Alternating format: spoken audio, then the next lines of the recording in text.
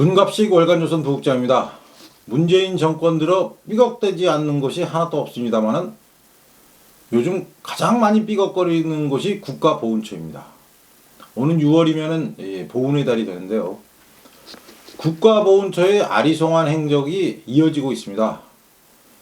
문재인 대통령의 부인인 김정숙 여사와 가장 친하다고 알려진 손혜원 의원의 부친이 좌익 활동을 하고도 국가보훈 대상자가 되는가 하면, 또 최근에는 의열단장을 지낸 김원봉을, 북한의 고위관직에 올랐던 김원봉을 독립유공자로 만들겠다고 해서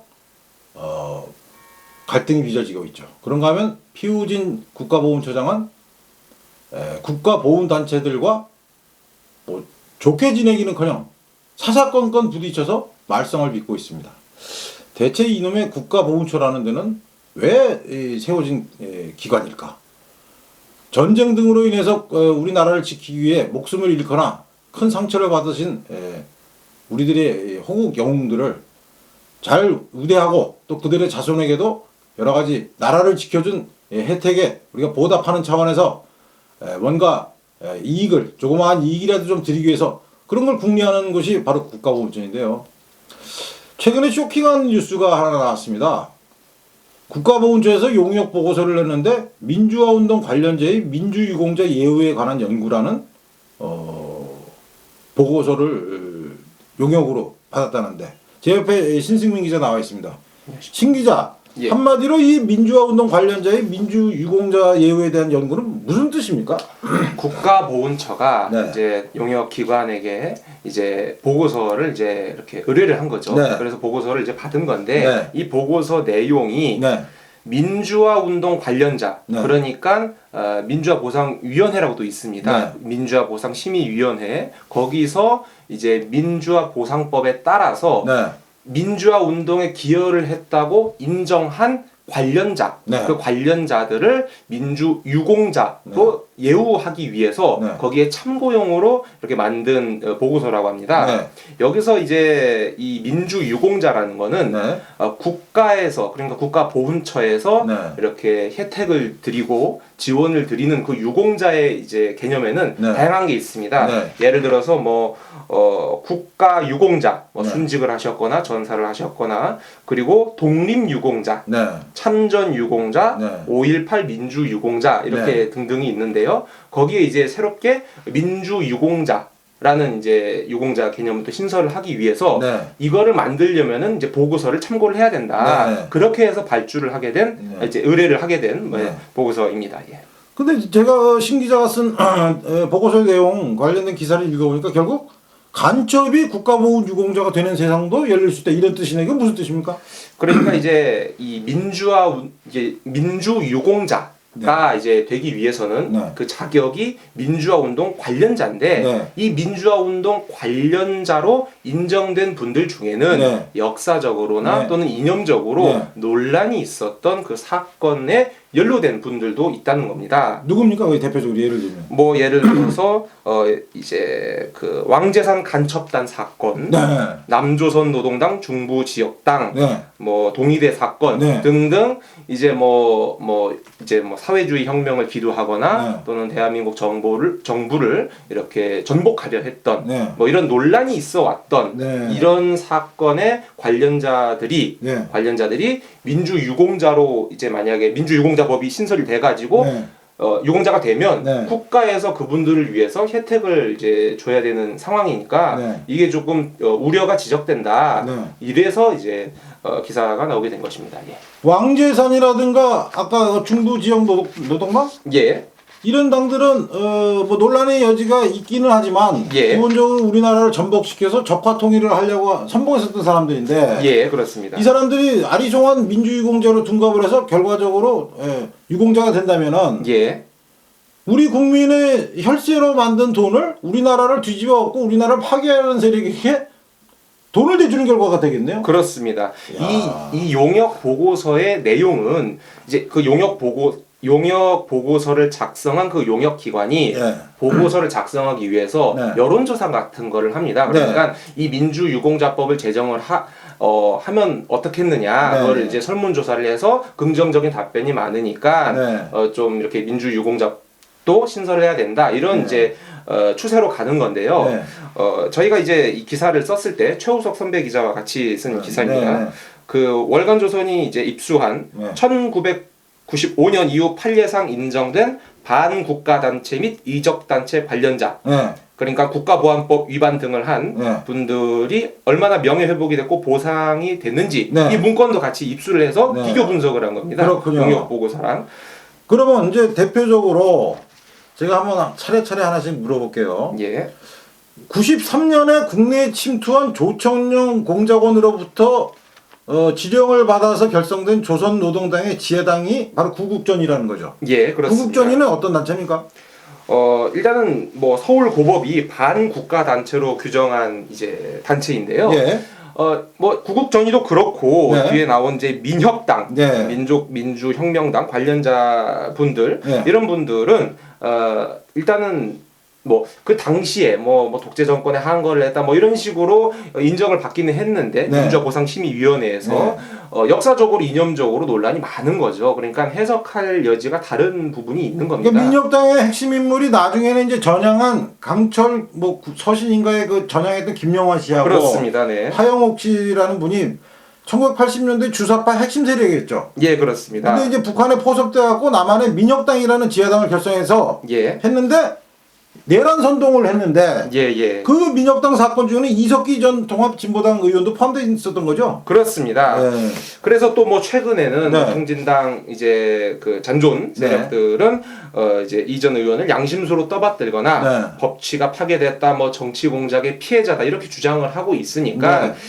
일단 이 사건 이제 각각의 이런 논란이 있었던 사건들 중에서 뭐 제대로 이제 뭐 전향을 하시거나 네. 또는 이제 반성을 하신 분들, 참여를 하신 분들 네. 또는 뭐 법적으로 이렇게 좀 이렇게 완만하게 마무리된 분들을 제외하고 네. 또 거기에 관련된 분들이 많지 않습니까? 네. 그런 분들은 이미 민주화운동 관련자로 지정이 됐는데 네. 민주유공자법이 신설이 되면은 네. 이제 많은 이제 분들이 그쪽으로 유공자가 되는 거니까 그렇군요. 이제 민주화 운동을 해서 그 기여도를 인정을 받아서 보상을 받는 거랑 네. 유공자가 돼가지고 국가가 혜택을 주는 거랑 다른 완전히 개념이죠. 다르죠. 네. 자, 그러면 우리 신 기자가 지금 우리 최우석 기자하고 같이 1995년 이후에 판례상 인정된 반국가 단체와 이적 단체 관련자들을 보니까 예. 앞서 얘기했던 구국전이 그다음에 민혁당 외에 남조선 민족해방전선 준비위원회 약칭 난민전 사건도 있네요. 그렇습니다. 난민전 사건을 보면은 네. 혁명 자금 조달, 네. 사회주의 혁명이겠죠. 네. 고위공직자나 재벌집에 들어가 돈을 훔치고 예. 예비군 훈련장에서 소총과 실탄도 훔쳤다고 네. 합니다. 좀 무장을 하려는 네. 계획이었겠죠. 1976년 네. 반유신 민주화, 민족해방을 목표로 결정된 비밀단체로 유신체제를 비판하는 유인물과 기관지를 제작 배포하다가 체포됐습니다. 네. 이제 그 당시 공안당국은 북한과 연계된 도시게릴라 간첩단 사건으로 발표를 했죠. 네. 그리고 대법원도 네. 이제 난민전을 김일성 공산주의 노선에 따라 활동하며 대한민국을 변란할 것을 목적으로 하는 반국가단체로 판시한 바 있습니다. 그런데도 불구하고 민주화보상위원회는 항거 활동을 지속하기 위한 고육지책이었다는 논리로 2006년에 관련자 38명을 민주화운동 관련자로 인정한 거죠. 그렇습니다. 네. 민주화운동 관련자로 됐다가 이번에 신 기자가 얘기하는 민주화 유공법인가 그거 되면 어떻게 돼요? 그러면 이제 국가가 국가보훈처가 혜택을 제공하는 네. 이제 국가보훈 대상 유공자가 되는 거죠. 이제 민주화보상위원회에서는 네. 자기들 나름대로 논리를 세워서 네. 이분들이 뭐 민주화에 기여한 부분이 없지 않다라고 네. 인정을 하고 뭐 좀 보상을 해줬을 수는 있겠습니다만 네. 그게 국가에서 보훈 대상을 하는 보훈을 이렇게 지원해주는 유공자가 되는 거랑은 개념이 다른 거죠. 그거는 좀 더 심사숙고해야 되지 않느냐, 논란이 많은 사건일수록 네, 이런 지적이 제기되고 있습니다. 그런데 이 기사의 내용을 자세히 보니까 민주화보상위원회의 관련자 및 유족 여부 심사분과위원회 위원이 바로 문재인 대통령이었네요. 그렇습니다. 이제 민주화 보상위원회는 네. 이제 한 예를 들겠습니다. 네. 2001년 3월에서 9월 네. 영남위원회 사건 관련자 분들을 민주화 운동 관련자로 인정을 했습니다. 네. 영남위원회는 아까 말씀드린 민혁당의 하부 조직입니다. 하부조직이죠. 예. 예, 김대중 정부 시절 최대 공안 사건으로 평가되는 이 사건인데요. 네. 영남위원회는 조선노동당 규약에 따라 최종 목표를 온 사회의 북한 주체 사상 실현으로 정하고 활동한 단체입니다. 완전히 빨갱이 단체네요. 이것만 보면. 예, 그 영남위원회 사건 관련자가 네. 민주화 보상위원회에서 민주화 운동 관련자로 인정될 당시 문재인 대통령은 민주화 보상위 관련자 및 유족 여부 심사 분과의 위원이었다고 합니다. 그러니까 네. 이 사람이 이 여기 관련자분들이 이제 민주화에 얼마나 기여했는가 이거를 평가하는 뭐 자리겠죠. 네. 근데 이제 문 대통령 측은 이런 사안과 관련해서 당시 민주화 보상 심의위에서 발언하지는 않았다라고 밝힌 바 있습니다. 그러면 결과적으로 이 문재인 대통령이 이런 당시의 기억이라든가 경험 등이 예. 현재의 국가보훈처가 취하고 있는 반국가적인 행동, 반호국 영령적인 행동, 그 배후에는 결국 문재인 대통령의 어떤 영향이 없다고 우리가 단정할 수가 없겠네요. 단정할 수는 없는 네. 현실이죠. 그런가 하면 제가 제일 관심 있게 봤던 게 이제 저도 요 당시에는 뭐 대학을 졸업한 지 얼마 안 돼서 직장 생활을 했습니다만은 1989년에 일어난 부산의 동의대 사건은 그 농성하던 학생들이 경찰관 5명을 감금했었죠. 그래서 이제 경찰들이 그 감금당한 경찰을 구출하려고 하는데 농성하던 학생들이 화염병을 던져서 오히려 경찰관 7명을 숨지게 하고 10여 명에게 중화상을 입히게 한 사건인데 이것도 그 다음에 골 때리게 그 결론이 났죠. 예. 어떻게 났습니까? 민주화 보상위원회는 네. 2002년 이 동의대 사태의 주동자를 포함하여 네. 관련자 46명을 민주화 운동 관련자로 결정을 했습니다. 네. 공무 집행 중이던 경찰에게 화염병을 던져서 사망에 이르게 한 행위가 민주 헌정 질서 확립에 기여하고 국민의 자유와 권리를 회복 신장시킨 활동이었다고 인정한 셈이죠. 그렇군요. 그러니까 공무 중에 순직하신 경찰관은 졸지에 민주화 운동을 탄압한 사람들이 이제 되고 마는 겁니다. 역시 문재인 대통령은 영남위원회 아까 말씀드린 영남위원회뿐만 아니라 이 동의대 사건에서도 변호인으로 활동했다고 합니다.